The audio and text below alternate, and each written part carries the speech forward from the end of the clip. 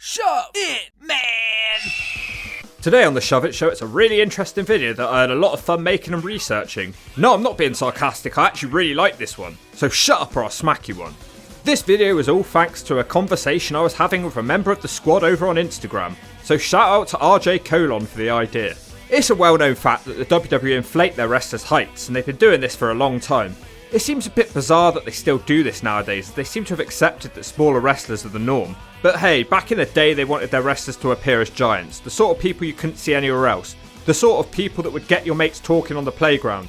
And I ain't talking Mr. Charles the PE teacher.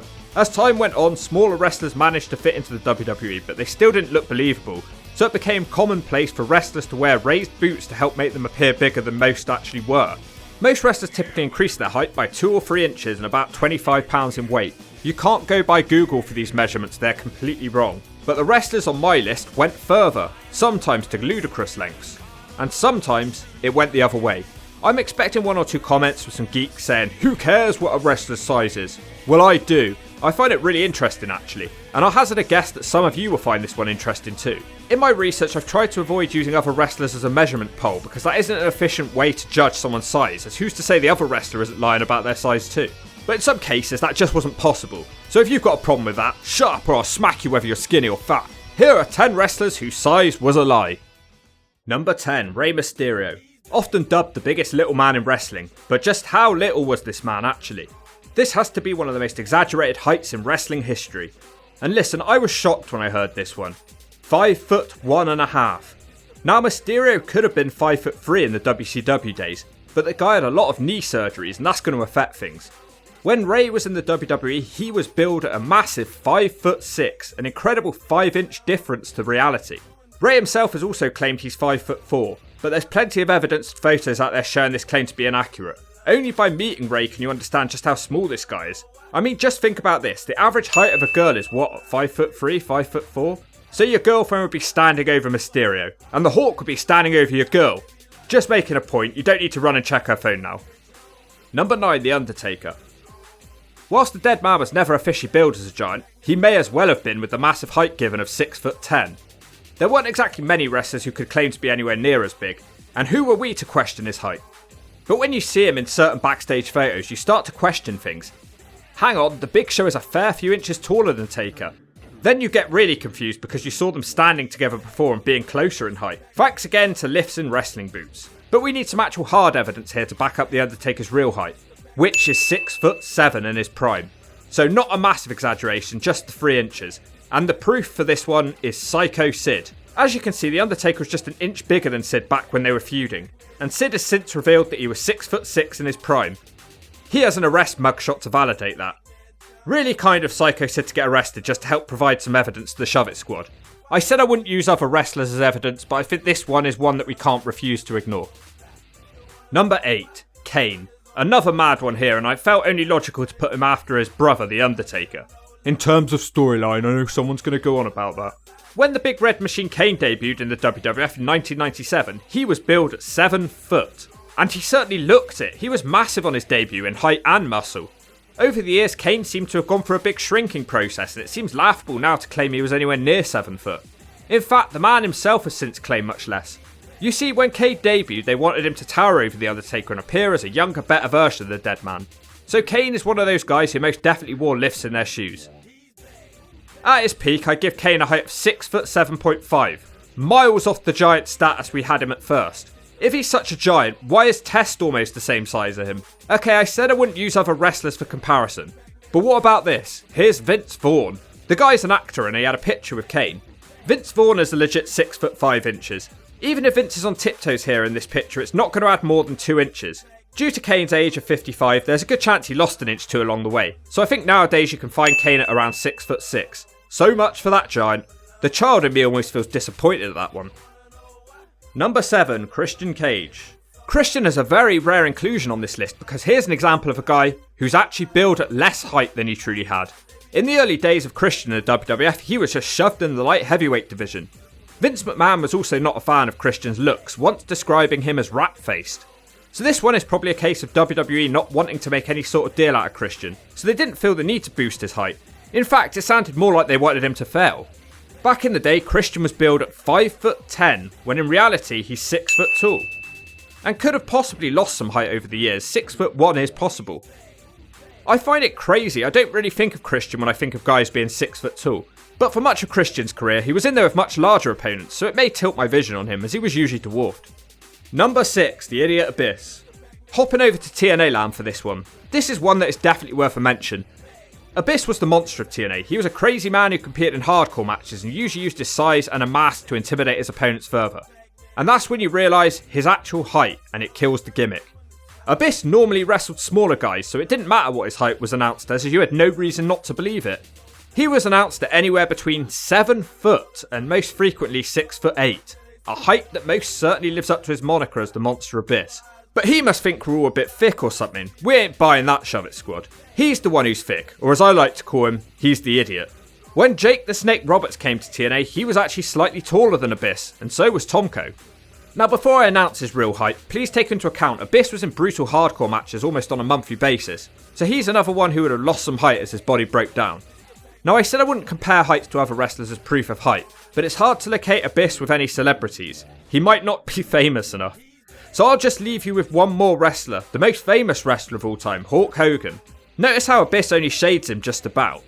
Abyss gets a final height from the Hawk of 6'4.5", possibly 6'5.5" before his leg problems. Number 5, Adam Cole. Wasn't expecting to speak about him on this list, oh well. I couldn't believe this one when I saw it because it just seemed so ridiculous. Some of you may not know this guy, and if you don't follow current wrestling you probably don't know him, but that's okay. He's basically this guy who doesn't have any eyes, and the WWE pushed him heavily on their C show NXT for a number of years. Now he's jumped to a different wrestling promotion, AEW, where he's being pushed as a main event level talent. Now I don't know enough about his talents to know if he's worthy of that, but what I do know is, there is no way on this earth that Adam Cole is 6 foot tall. Come on WWE, that's just ridiculous. Sometimes wrestlers can get away with inflating their heights because they're muscly and it distracts you, but Adam Cole is skinny fat, so there's no mask in his size.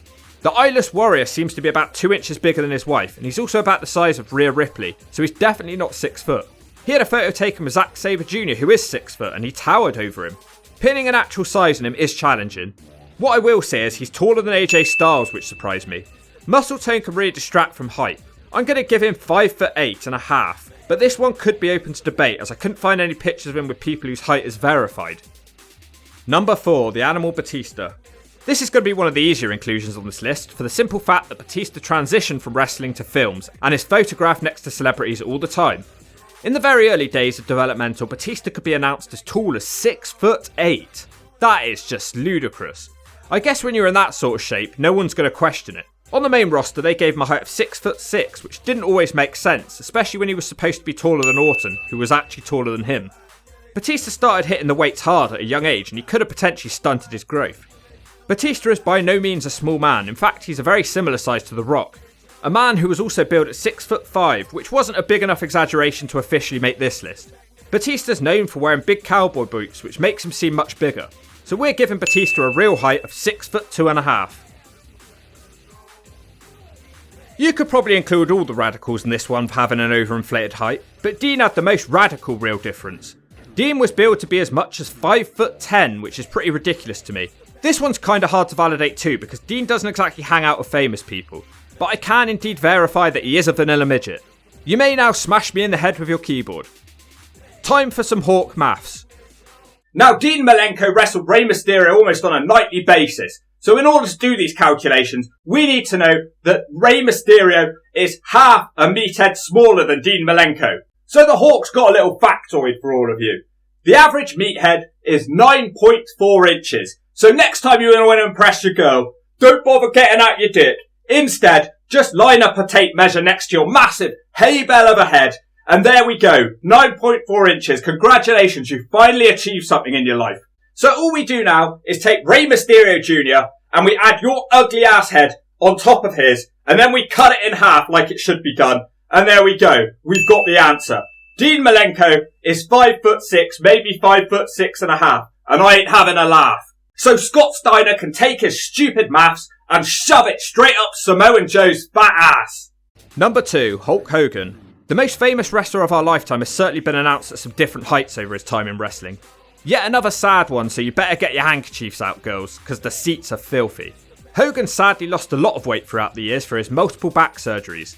The Hulkster was normally billed at 6'7", and whilst this wasn't a massive problem in the 80s and early 90s, it began showing that Hogan needed a height downgrade later on. It also feels like he has bad posture in almost any photo I see of him. It's probably all those back problems. By the 2000s, The Undertaker was clearly a lot bigger than him.